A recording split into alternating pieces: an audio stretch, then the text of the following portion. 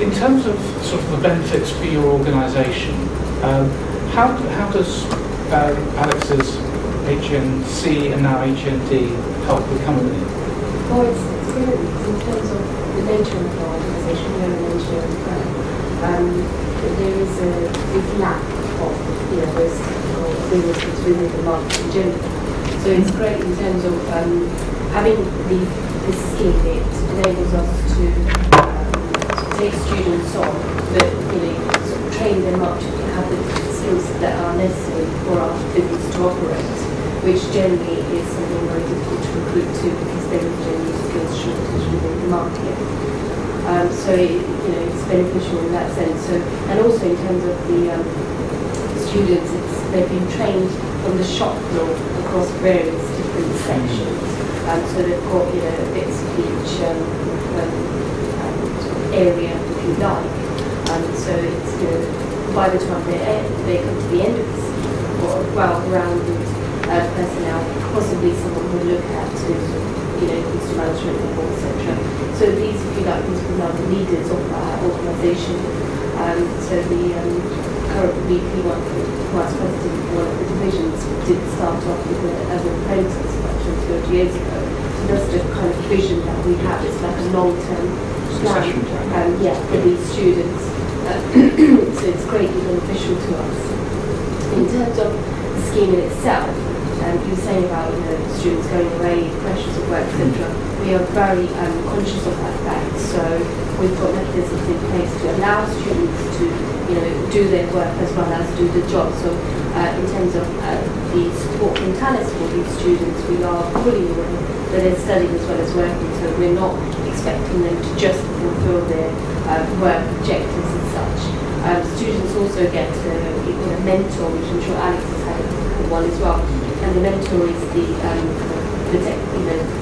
specialist within their department, and they meet with them on a weekly or monthly basis just to go through their assignments. They look through their assignments, they help them with that, and help them to kind of cope, if you like, with both the college aspect and work aspect. And that's our support in terms of thanks to the students. We're particularly conscious of the fact that these are students. There's a big transition going on from their coming from school to kind of going into this apprenticeship program. And we've got measures in place, for example, myself or Anne to also are figures of support for these students. We've got mentors in place. We also look to keep a kind of a close eye and in touch with the college as well, just to make sure that their assignments are in on time, etc. So it's not just the student coping on their own and going to college.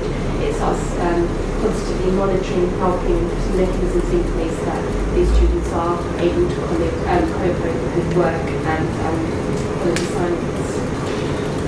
That sounds really comprehensive. So actually what we've described, I think, in this conversation so far, is a really comprehensive support network, clear signposting through, clear expectations through. Because it's almost as though there wasn't really a moment of doubt in your mind. The expectation was you were going on to the HNC and you are going to top it up to an HND. We haven't discussed what's going to happen after that, but perhaps we'll come back to that later. There's clear commitment from the college to provide the support structures in place, and there's very clear support from the employer, because clearly there's also so this is one where it works well, where if I'm perfectly honest, you actually perhaps don't need such a progression credit system for this particular context because it's working. James, can I come on that one suggestion, if you don't mind? Because it's very nice to hear what you say, right? And I go to lots of companies in February, March.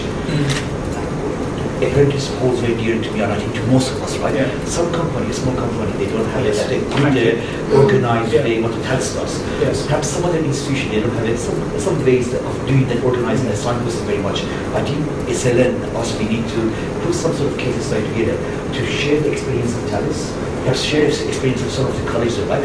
Tell the other institution, other companies, right? This is kind of what you can do to make it easier, right? Because some of them perhaps they would like to do, but they don't know how to do it, right? And to be honest, every Talis students been lovely.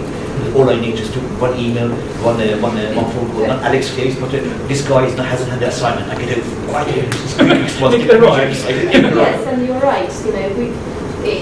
The fact that we are such a big global organisation, we've got both the facilities and the resources available to do that, to constantly monitor and, liaise with yourself and students, etc. How a smaller organisation works in terms of the facilitation of this, I don't know. But for us, it's great that, we're able to keep a strict kind of control over this.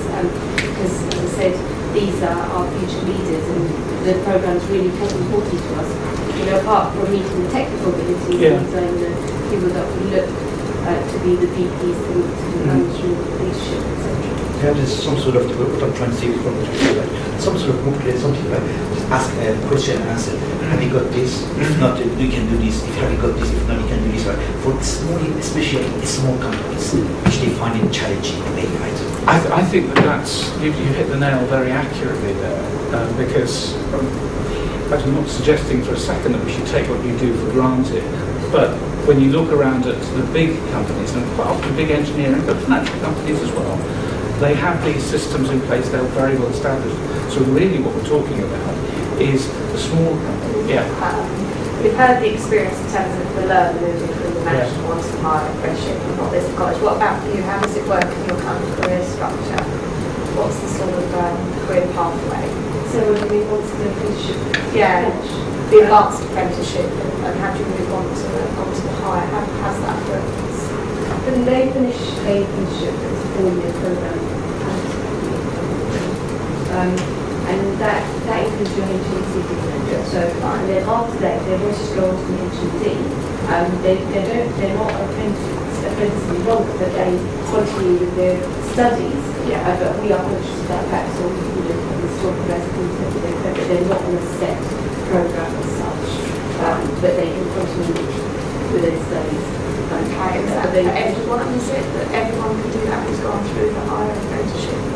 Yeah, we've gone through the higher apprenticeship, but it won't be open to everybody. It's just when they can actually do it because it's skills exercise and also logic. It's what I'm down to, but Alice is very keen in developing people, so the majority of the time the apprentice is keen and feel that they can do it, and it does happen. Right, I've got a mini question, but I've got some good examples. How many graduates are you taking? Within Talis, And then why are you taking them on? How does that work with the apprentices? Because you're going to have apprentices coming through, but if you're taking graduates that might be ranking in above those apprentices. the apprenticeship programme and the graduate programme is different because they are people that are at different stages of their lives. With apprentices, they're just leaving school. With graduates, they're leaving university. So by the time the apprentice gets to that stage where they should be at the graduate positions as such, in terms of their age experience, it does happen because the graduates moved on, etc. In terms of the apprentices, I think the graduates this year, this year we've taken on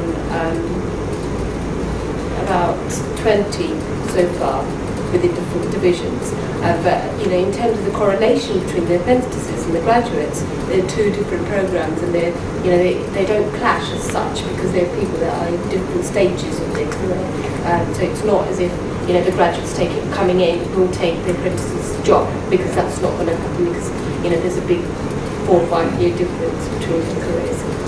With the graduates, they're intended, again for leadership or etc. Management positions, but that's not to say that they're going to clash, because by the time the apprentice gets there, there'll be plenty of more opportunities. What I want to ask you, Alice, again, this might be a new question. You're talking about engineers, and your progression route for engineers. Now, as a company, you must be employing business and administration staff as well. Yeah. Do they have the same kind of program? We don't have one for an apprenticeship program for business and administration. We have a graduate program for business grads. So it's purely for engineering apprenticeship program. I think the consensus was that it was difficult to complete technically, sort of astute, especially with shop floor, etc. So that's what the program was based on initially. But maybe in the future we could look at that. Well, and certainly that we're not alone in offering things like foundation degrees in business and management that, again, we know it provides a good route through to senior administration because some of our staff follow it and we're getting the benefits, perhaps through preaching. And, every college will be offering something very similar.